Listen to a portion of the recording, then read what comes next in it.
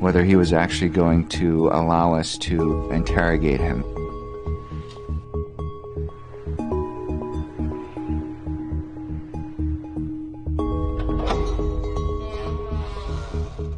My first interrogation with Saddam, as you can imagine, I was kind of nervous.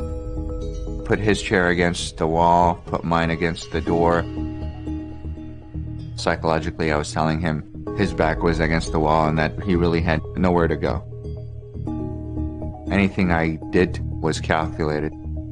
Nothing was done without a purpose. The first question I asked him was, I knew one that he was going to be very willing to answer. I asked him to talk about some of his accomplishments. وين أبدأ؟ من جيت للحكم الشعب العراقي ما كان عنده أي شيء. أكل كان قليل. الصحة كانت في مرحلة ابتدائية. أخذنا نفطنا من الأجانب وأممناه، بنينا الاقتصاد، حسنا نظام الصحة. الشعب العراقي يحبوني للأشياء اللي سويتها. بالانتخابات الماضية جالي 100% من الأصوات. So I asked him, okay, tell me your mistakes, and he told me he had none. I asked him, tell me something you would have done differently, and he refused to answer.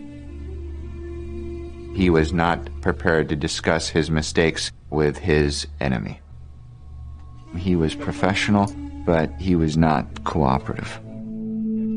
I remember watching Saddam, and Saddam was, acting with all the mannerisms of the president of Iraq.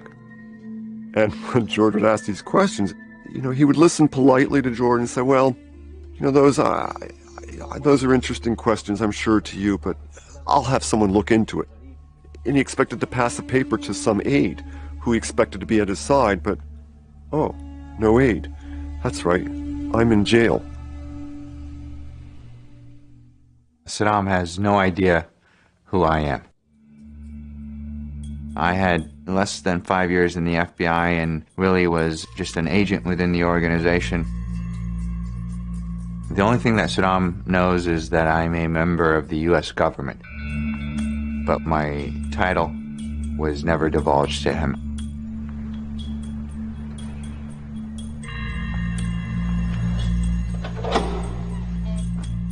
Saddam had to feel that I was someone that was very powerful, literally almost speaking on the behalf of the President of the United States.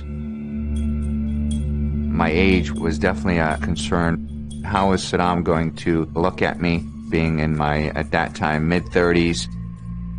Was he going to accept someone so young to interrogate him?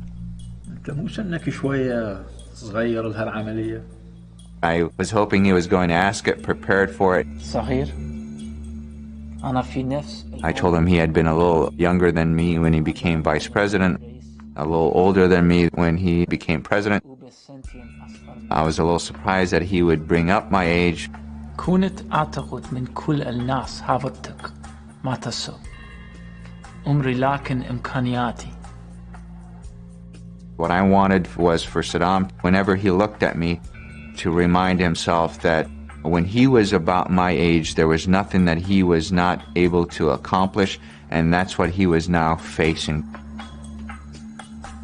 He smiled, he pointed his finger at me, and he goes, أنت واحد ناغل وخداع. ما باقي عيني عليك.